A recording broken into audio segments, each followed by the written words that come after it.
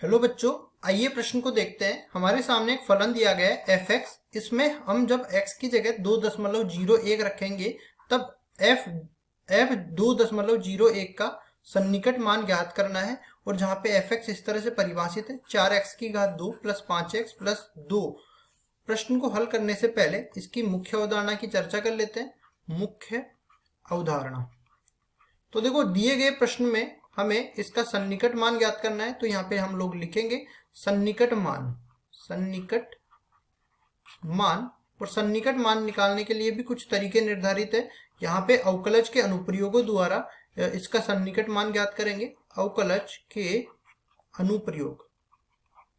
अब देखो, अवकलज के अनुप्रयोग में एक तरीका होता है जिसको निर्धारित कर देते हैं हम लोग। सबसे पहले जैसे y बराबर में f(x) कोई फलन दे रखा है और इसका हम लोग अवकलन करते हैं तो dy बटा dx जो कि बराबर हो जाता है f(x) के बराबर।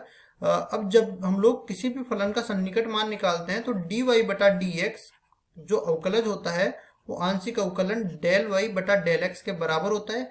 यहाँ से अपने पास डेल y का मान मिल जाएगा dy बटा dx गुणा में डेल x के बराबर। अब देखो, dy बटा dx का मान मैंने पहले ही निकाल दिया f(x) के बराबर, तो डेल y बराबर हो जाएगा f(x) गुणा में डेल x। इसको मैं समीकरण नंबर 1 नाम दे देता हूँ, ये आगे काम में आने वाला है। फिर आगे चलते हैं और यहाँ पे देखो, अगर मेरे पास x की जगह x प्लस डेल x इस तरह से आ जाए, मतलब x में कुछ आंशिक भाग जुड़ जाए, तो इसका जो मान निकलेगा वो भी जैसे मैंने fx की जगह fx का मान y रखा, तो जब मैंने x की जगह डेल x रखा तो इधर भी कुछ आंशिक भाग डेल y जुड़ जाएगा। तो यहाँ से अपने पास fx प्लस डेल x का मान किसके बराबर आ जाएगा? y तो किसके बराबर है? fx के बराबर है। और डेल y का मान यहाँ पे मैंने निकाल लिया समीकरण 1 में f(x) गुणा में डेल x। इसको मैं समीकरण नंबर 2 नाम दे देता हूँ। समीकरण नंबर 2 का उपयोग करके किसी भी फलन का सन्निकट मान निकाला जा सकता है। अब चलते हैं सवाल में हमें f(x) किसके बराबर दे रखा है? 4x² plus 5x plus 2।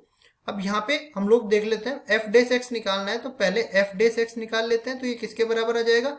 4 दूनी 8x प्लस 5 के बराबर ये आ जाएगा। उसके बाद देखते हैं हम लोग यहाँ पे f(x) प्लस डेल x जैसे मेरे को निकालना है तो ये सवाल में किसके बराबर दे रखा है? ये बराबर दे रखा है f 2.01। अब इसको हम लोग f(x) प्लस डेल x में बदलेंगे तो यहाँ पे इसको लिख सकते हैं, पूर्णांक भाग तो अलग हो जाएगा और ये दशमलव वाला भाग अलग हो जाएगा 0.01। तो यहाँ से तुलना करने पर हम लोग बता सकते हैं कि x का मान तो 2 के बराबर मिल गया और डेल x का मान 0.01 के बराबर मिल गया।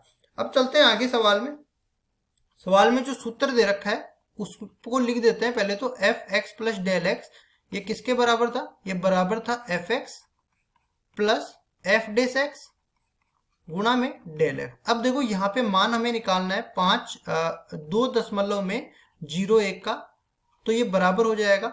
देखो, x की जगह मैंने क्या रखा? 2, तो यहाँ पे f(2) आ जाएगा। फिर यहाँ पे भी x की जगह 2 रखेंगे तो f(2) आ जाएगा और डेल x का मान हमने निकाला कितना? 0.01। इस तरह से सारे मान अपने पास आ जाएंगे और इसको सरल कर लेते हैं तो f 2.01 का मान बराबर हो जाएगा। यहाँ पे f(x) किसके बराबर था? इसके बराबर था। तो यहाँ पे f2 का मान निकाल लेते हैं। तो देखो, जहां जहां x है वहां 2 रख देते हैं तो ये बन जाएगा 4 गुणा में 2 प्लस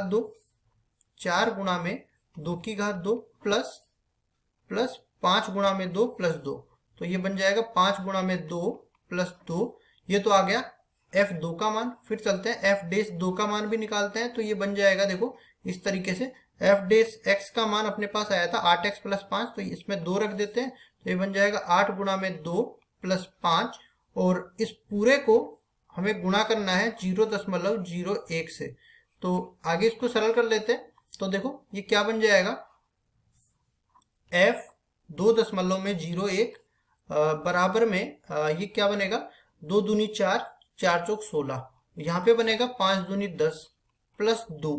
इसके आगे इसको सरल करते हैं तो प्लस में 8 दूनी 16, 16 और 5 21, 21 को गुणा करते हैं 0.01 से। आगे इसको सरल करते हैं तो f 2.01 ये बराबर हो जाएगा 16 और 10 26, 26 और 2 28। और प्लस में 21 को 0.01 से गुणा करेंगे तो 0.21 बच जाएगा ये।